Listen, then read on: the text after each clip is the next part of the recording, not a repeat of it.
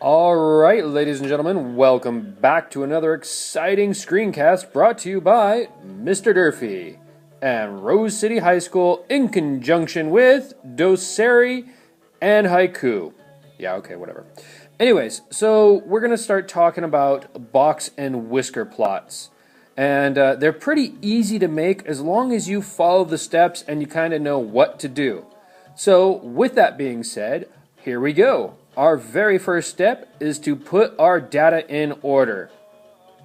Wow, what a concept. Something we haven't done before, right? With data and stats? Oh wait, no. That's because every problem we do with data and stats, when we have data, we typically put it in order before we do anything. So, this is nothing different.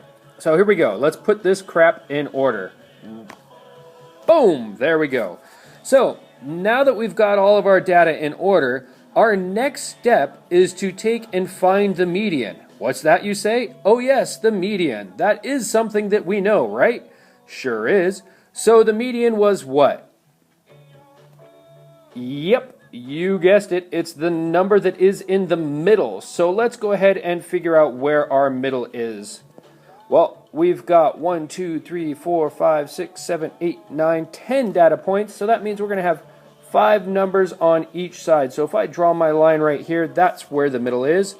Oh, bummer. That means that we're going to have to do a little bit of math to figure out our median. So if you recall when we learned this last time, we're going to have to add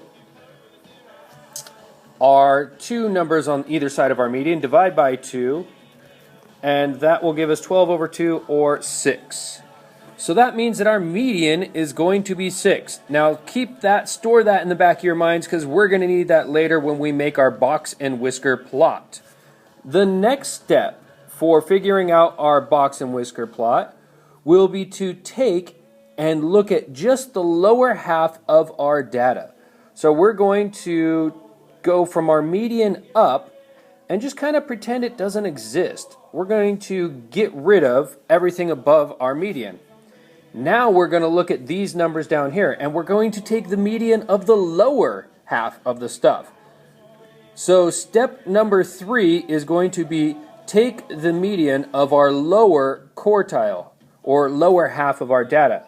And as you can see here, that would be our number 4.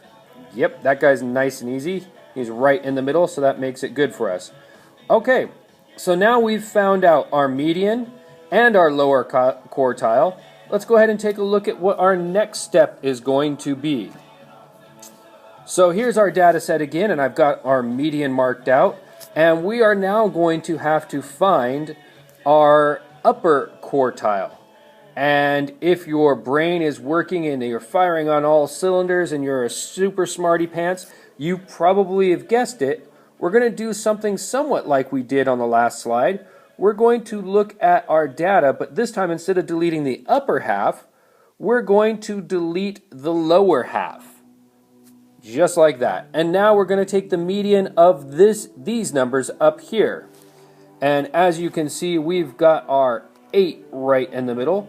So that is our upper half, or our upper quartile. So that would be step number 4. Find your upper quartile. Now, if you're one of those people who's taking notes, maybe you're taking screenshots, you may want to take a couple of screenshots of all these steps and store them in a folder somewhere in your algebra class for notes for the test that will be coming up after we get back from our break. Alright, so we've now got our upper quartile, we've got our lower quartile, we've got our median, and now we have 2 easy things to find, and we'll talk about those in just a moment. The first one being our lowest number. So here we go. These are the important things that we're going to need to make a box and whisker plot. We need the lowest value, which is pretty easy. That would just be our lowest data point, or this guy right here, number 1. So I'm going to write that right there. Okay, so our lowest value is 1. And then if you recall from what we did earlier, our lower quartile, or what I wrote here as QL, our lower quartile was the median of the lower half of our data. I'll say that one more time. Our lower quartile is the median of the lower half of our data.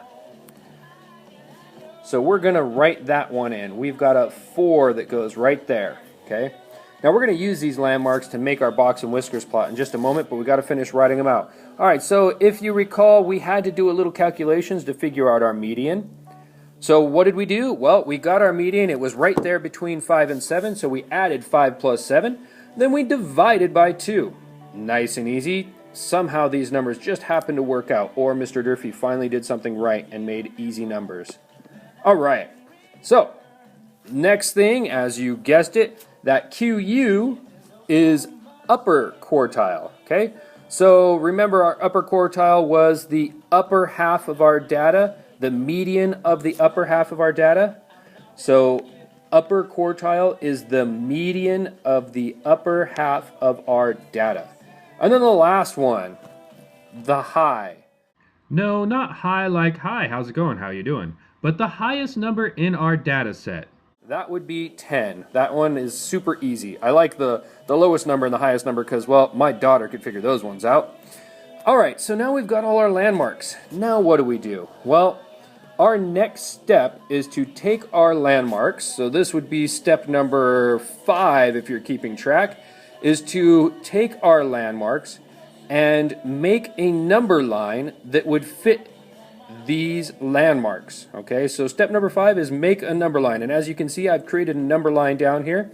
I have a 1 as my lowest value because, well, my lowest value was 1, and my 10 as a highest value. Now, if I had a high of 9, I probably would still go 1 through 10, just because, well, a number line 1 through 10 looks a heck of a lot better than a number line that goes 1 through 9. It just doesn't make sense that way.